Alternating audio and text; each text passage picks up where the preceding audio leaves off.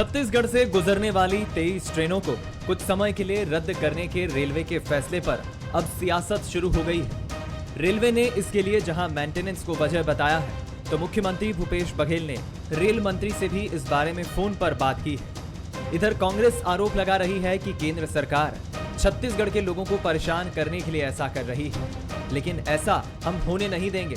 अगर केंद्र सरकार ने इन ट्रेनों को फिर से नहीं चलाया तो प्रदेश से बिजली और कोयले की सप्लाई रोक देंगे। गलत है। शादी का सीजन है, छुट्टियों का सीजन है, सब लोग कोरोना के बाद 2 साल बाद तो फ्री हुआ है, तो लोग अब अपने परिवार के साथ भ्रमण भी करना जाना चाहते हैं, शादियों में भी शामिल होना चाहते हैं। ऐसे में पैसेंजर ट्रेन को बंद किया जाना मतलब ये तो बिल्कुल आम जनता के हित में ये फैसला नहीं है। पुनर्विचार करना चाहिए, सारी ट्रेन शुरू करना चाहिए। हमने भारत सरकार को चिट्ठी लिखी है। डीआरएम को हमने ज्ञापन सौंपा और उनका कहना था कोयला संकट और बिजली संकट के कारण ट्रेनों को रद्द किया गया है। छत्तीसगढ़ की जनता के लिए कांग्रेस पार्टी लड़ रही है। छत्तीसगढ़ की जनता को राहत देने के लिए तत्काल ट्रेनों को परिचालन शुरू करे, हमारी मांग है। अगर ट्रेनें चालू नहीं होगी तो आने वाले दिनों में छत्तीसगढ़ से कोयला, छत्तीसगढ़ से बिजली और अन्य सामान छत्तीसगढ़ से हम जाने नहीं देंगे। हम आने वाले दिनों में वृहद आंदोलन करेंगे। वहीं केंद्र सरकार पर लगे आरोपों पर बीजेपी ने प्रतिक्रिया दी है। बीजेपी का कहना है कि वर्तमान स्थिति में ट्रेन प्रभावित हुई है, इसकी वजह से लोग परेशान हैं। हमारे सांसद प्रयास में लगे हुए हैं, जो ट्रेन बंद है उनको शुरू कराया जाए। वर्तमान स्थिति में कुछ ट्रेनें प्रभावित हुई हैं। इसके कारण यात्री थोड़ा परेशान है और शादी ब्याह का सीज़न है। इस विषय को लेकर के हमारे सांसद और हमारे पार्टी के सभी नेता प्रयास में लगे हुए हैं कि ट्रेन जो बंद है उसकी जल्दी बहाली हो। इस स्थिति में कुछ निर्णय लिए गए हैं, लेकिन मुझे उम्मीद है कि सार्थक प्रयास कर रहे हैं, इसके हल निकलेंगे और मुझे लगता है कि बहुत जल्दी इस समस्या का निराकरण होगा। इसमें कोई दो राय नहीं कि एक साथ 23 ट्रेनों को कैंसिल कर देने से लोगों को मुश्किल होगी। हालांकि रेलवे ने इसको लेकर सफाई दी है कि आखिर क्यों उसे ये फैसला लेना पड़ा। अब नेताओं के पास भी जनता की इन मुश्किलों को आधार बनाकर सियासत की गाड़ी दौड़ाने का मौका मिल गया है। कुलेश्वर पांडे, बंसल न्यूज, रायपुर।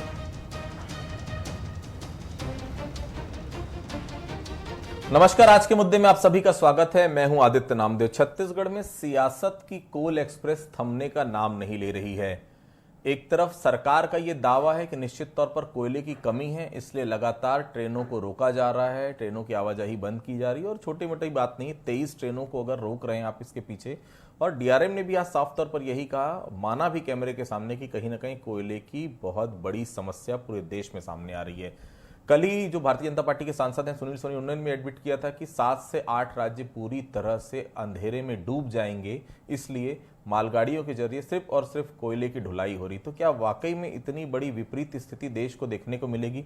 मुख्यमंत्री ने आज इसी विषय पर सीधे तौर पर बात भी की है रेल मंत्री से कि जो गाड़ियां रुकी हुई हैं, क्योंकि छत्तीसगढ़ में बहुत बड़े परिवहन का साधन सबसे बड़ा ट्रेन ही है, जिसको देखिए मैं बात करूं तो पश्चिम बंगाल से, मुंबई से जितनी भी ट्रेनें यहां से जाती हैं अमृतसर की तरफ, ये सभी ट्रेनों को कहीं ना कहीं बंद कर दिया गया है। शादी ब्याह का सीजन है, निश्चित तौर पर आम आदमी को सीधे सीधे इसका नुकसान हो रहा है। तो सियासत की कोल एक्सप्रेस कहां जाके थमेगी, आज इसी पर हम चर्चा करेंगे। हमारे साथ चर्चा करने के लिए 3 खास मेहमान मौजूद हैं। हमारे साथ मौजूद हैं उतिश शर्मा जी, जो वरिष्ठ पत्रकार हैं, बहुत स्वागत करता मैं उनका। मेरे साथ मौजूद हैं लक्ष्मी वर्मा जी, भारतीय जनता पार्टी की नेत्री हैं, बहुत स्वागत करता हूं उनका। मेरे साथ धनंजय ठाकुर जी मौजूद हैं, कांग्रेस का पक्ष रखेंगे, कांग्रेस के वरिष्ठ नेता। उचित जी के पास सबसे पहले चलता हूं। उचित जी, देश के 7 राज्यों के बिजली संयंत्रों में कोयले का संकट गहरा गया है। साफ तौर पर बात सामने आ रही कि 12 से 15 दिन का स्टॉक केवल बचा हुआ है। डीआरएम भी एडमिट कर रहे हैं, खुद के भारतीय जनता पार्टी के सांसद सुनील सोनी एडमिट कर रहे हैं, स्थिति बहुत भयावह होने वाली है। लेकिन अभी तक यहां पर स्थिति क्लियर नहीं हो पाई, क्योंकि यहां के जो भारतीय जनता पार्टी के लीडर्स हैं वो अभी भी मानने के लिए तैयार नहीं कि कोयले की कमी है। क्या आने वाले समय में इससे गंभीर समस्या सामने आ सकती है? नहीं, देखिए सवाल ये उठता है सबसे पहले कि जो आज भूपेश बघेल ने जो ट्वीट किया, उसके बाद ये पूरी की पूरी सियासत वहाँ हुई जा रही है। इसके पहले की समस्या 3-4 दिन 5 दिन से है, लेकिन उस बीच किसी के भी कोई बयान नहीं आया। भारतीय जनता पार्टी के बड़े नेताओं ने कोई ऐसे जनता को कॉन्फिडेंस में लेने की कोई बात नहीं की।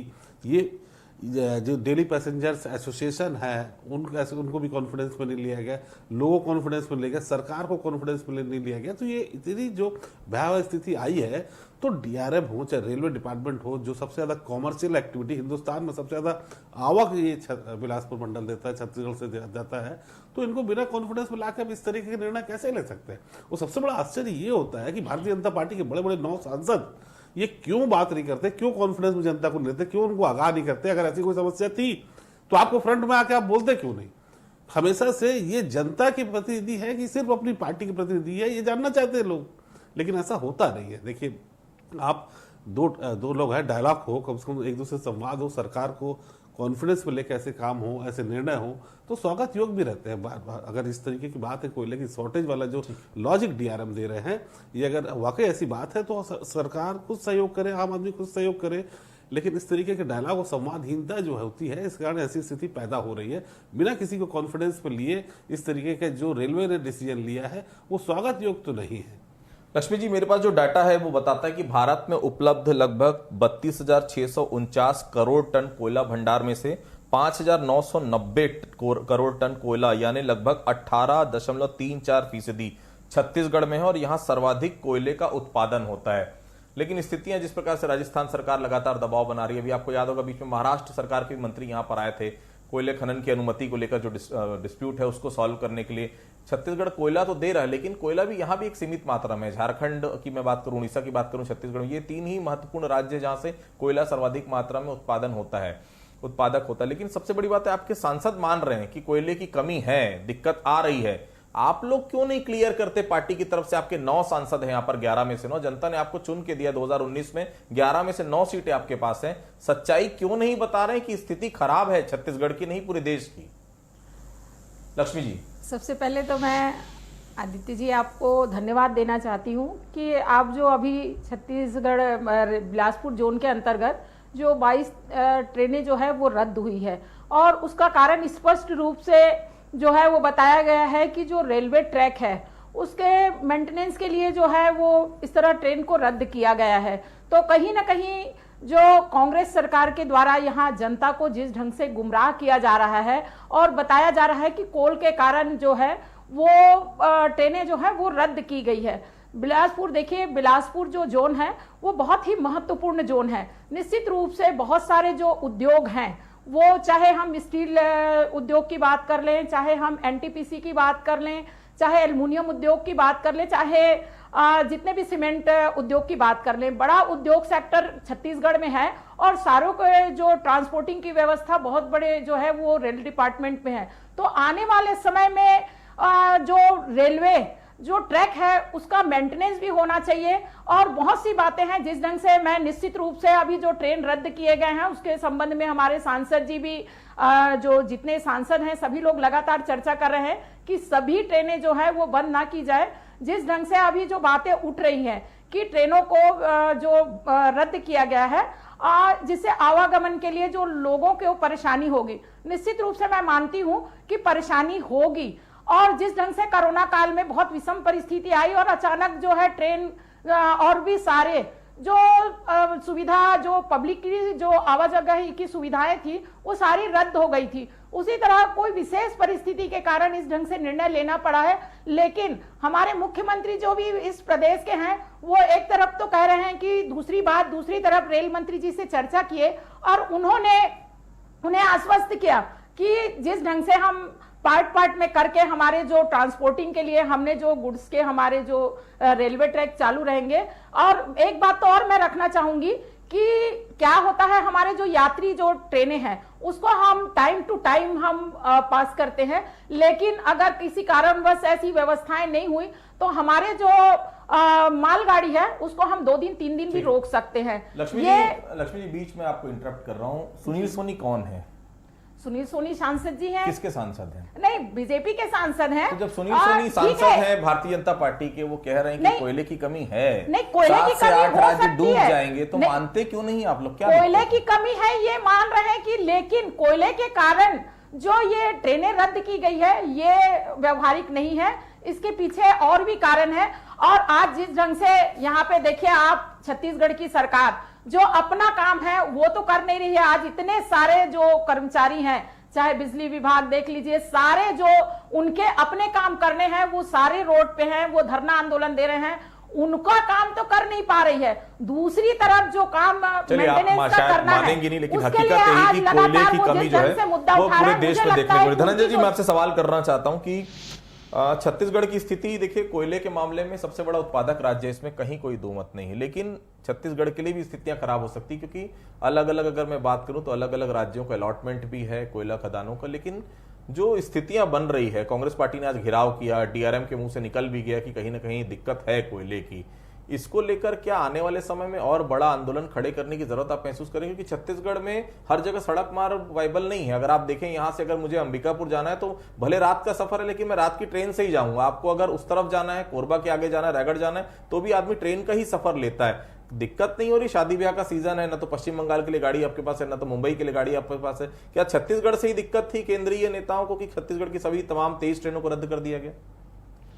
देखिए आदित्य जी, मुझे तो बड़ा आश्चर्य लगा। पहले तो मैं लक्ष्मीकुमार जी की बात को सुन रहा था कि मुख्यमंत्री जी हैं, उनको राज्य की जनता के बारे में बात करना चाहिए, राज्य की जनता के विषय में चिंता करना चाहिए। तो लक्ष्मी वर्मा जी, आपको बता देना चाहता हूँ, छत्तीसगढ़ में जो लोकल ट्रेन चलते हैं ना, उस लोकल ट्रेन में राज्य की जनता ही रोज आना जाना करती है। कोई दूध लेके आए, शहर में आके बेचते हैं, कोई फल सब्जी लेके आते हैं, कोई बच्चे को स्कूल लेके जाते हैं, कोई एडमिशन कराना, कोई जॉब करने के लिए आता है, कोई कुली के बाड़ी काम करने के लिए भी उसी ट्रेन में बैठ के आता है। और आप उन लोगों को छत्तीसगढ़ के मानने से इंकार कर रहे हैं, अपने केंद्र सरकार की नाकामी को छुपाने के लिए। इतना बड़ा झूठ कि छत्तीसगढ़ के नागरिक जो परेशान है, जिसके लिए छत्तीसगढ़ मुखिया होने के नाते माननीय मुख्यमंत्री भूपेश बघेल जी लगातार केंद्र सरकार से बात कर रहे हैं। बहुत दुर्भाग्य की बात है लक्ष्मी जी, मुझे थोड़ा अच्छा लगा आपके इस कथन पर कि वो छत्तीसगढ़ की चिंता करें। वो छत्तीसगढ़ के नागरिक हैं और भूपेश बघेल जी छत्तीसगढ़ मुखिया हैं। उनका दायित्व है कि अगर नागरिक परेशान है तो उसके विषय की समस्या का हल जो जिम्मेदार लोग वहां तक करें। लेकिन दुर्भाग्य की बात है आदित्य जी, आपको चैनल के माध्यम से बता देना चाहता हूं,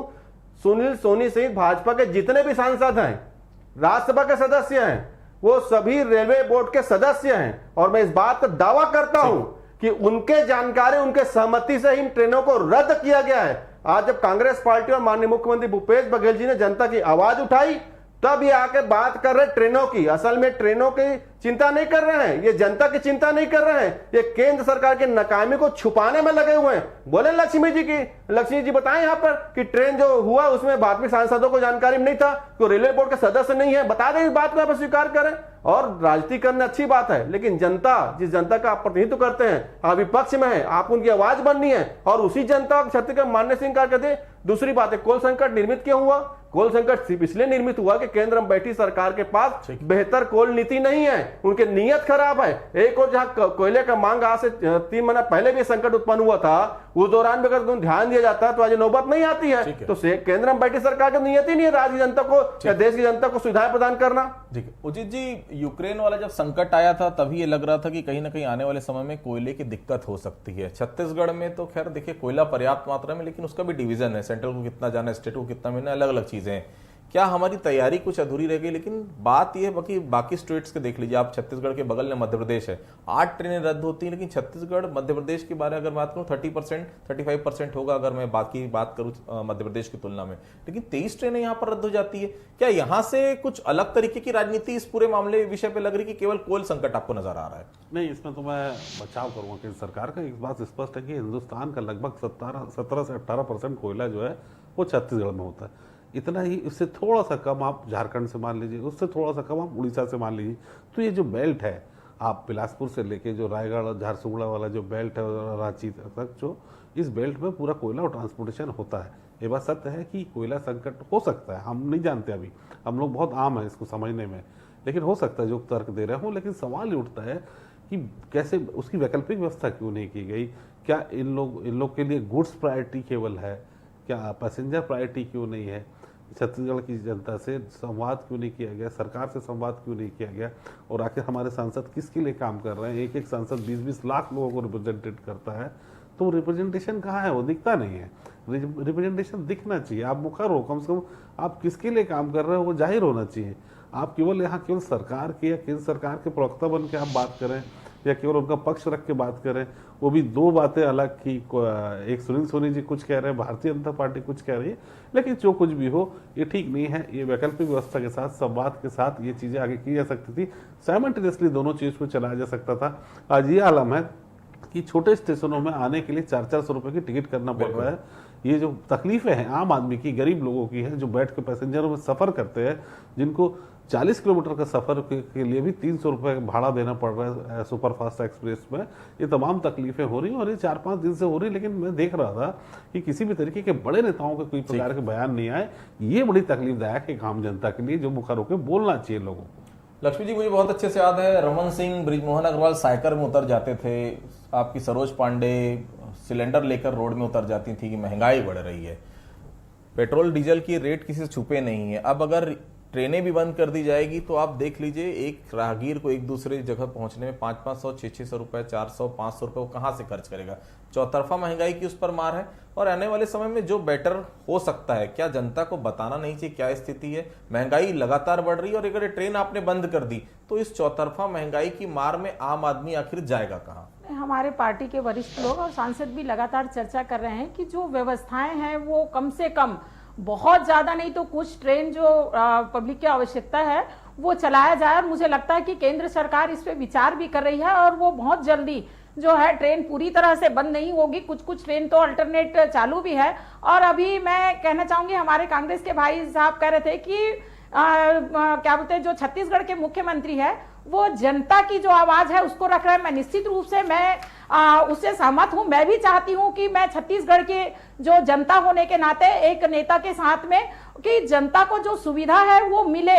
और मूलभूत सुविधा है, ट्रेन जो है बहुत ही सहज और बहुत कम रेट में आवागमन के लिए होता है और उससे यहाँ की जनता वंचित ना हो। जो जरूरी काम के लिए जो लोकल ट्रेनें हैं, जिससे रोजमर्रा के जीवन यापन करने वाले लोग जो यात्रा करते हैं, सफर करते हैं, अपनी रोजी रोटी कमाते हैं, तो उनके लिए जो ट्रेन है वो इस मंच के माध्यम से मैं भी चाहती हूं कि अपनी बात केंद्र सरकार तक और पहुंचाऊं कि यहाँ के जो सभी ट्रेनें रद्द ना हो, जो आवश्यक है वो ट्रेनें चालू किया जाए। लेकिन सारी जो इन चीजों को अगर कांग्रेस पार्टी जो है वो राजनीतिक चश्मे से देखेगी तो ये गलत है। कुछ और डिटेल मैं आपको बता रहा हूं लक्ष्मी जी। गैर बिजली सेक्टर को रेल रैक से कोयला आपूर्ति पूरी तरह से बंद कर दी गई है। केवल सड़क मार्ग से 50% कोयला दिया जा रहा है। इसी वजह से लघु उद्योग तालाबंदी की कगार पर पहुंच गए। इसके बाद भी नहीं लग रहा है कि स्थिति चिंताजनक है? नहीं, स्थिति देखिए चिंताजनक है।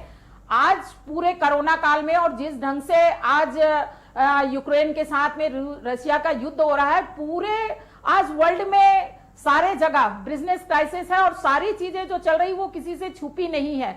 तो इस स्थिति में केंद्रीय गवर्नमेंट जितना अच्छा हो सकता है, जितना बेहतर हो सकता है, चाहे उद्योग के मामले में हो, चाहे देश की अर्थव्यवस्था, वित्तीय स्थिति कैसे सुधरे और आम जन को काम कैसे मिले, रोजगार कैसे मिले, इसके लिए निश्चित रूप से हमारी केंद्रीय गवर्नमेंट चिंतित है और वो बेहतर करने का प्रयास भी कर रही है। इंतजार रहेगा कैसे बेहतर वो कर पाते हैं। धनंजय जी, स्थिति खराब हो रही है। केवल डीआरएम ऑफिस का घेराव करने से बात बनने वाली नहीं। जनता परेशान है, महंगाई की चौतरफा मार गए। चाहे हम पेट्रोल डीजल की मांग कर लें, सब्जी लगातार रेट बढ़ रहे हैं। इसके अलावा आप नींबू देख ले, नींबू कहां से कहां पहुंच गया।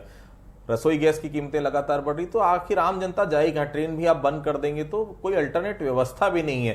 क्या कांग्रेस पार्टी इस डीआरएम ऑफिस के घेराव के बाद कोई बड़ी रणनीति पे केंद्र सरकार के खिलाफ सड़क पर नजर आएगी?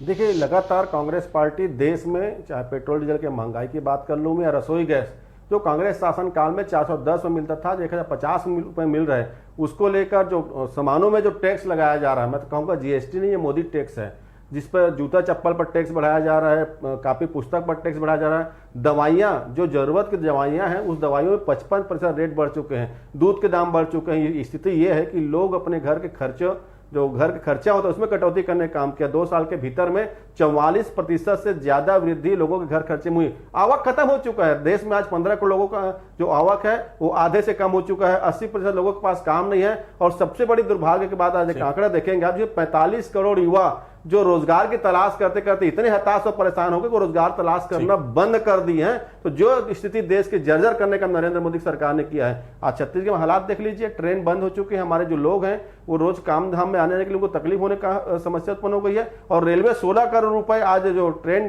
टिकट बुक हुआ था उसको वापस करने का दावा कर रही है। मतलब कहीं ना कहीं लापरवाही है और छत्तीसगढ़ नहीं पूरे देश की जनता का धोखा करने का काम नरेंद्र मोदी की सरकार कर रही है। तो देखिए, सियासत की कोल एक्सप्रेस थमने का नाम नहीं ले रही है। एक तरफ कोविड काल से हमने देखा था कि ट्रेनें प्रॉपर शुरू हो ही नहीं पाई, अब धीरे धीरे शुरू हो रही थी, तो अब ये नया कोल संकट खड़े हो गया। तो कुल मिलाकर महंगाई की चौतरफा मार आम आदमी को झेलनी पड़ रही है। और सबसे बड़ी चिंता का विषय यही है कि जनप्रतिनिधि स्थिति साफ करने को तैयार नहीं है। कोई अपनी पार्टी की बात कह रहा है, कोई अपनी पार्टी की बात कह रहा है, लेकिन जनता की तकलीफ समझने वाला कोई नहीं। तो आज के मुद्दे में आप सभी लोग हमारे साथ जुड़े, आप सभी लोगों का बहुत बहुत धन्यवाद।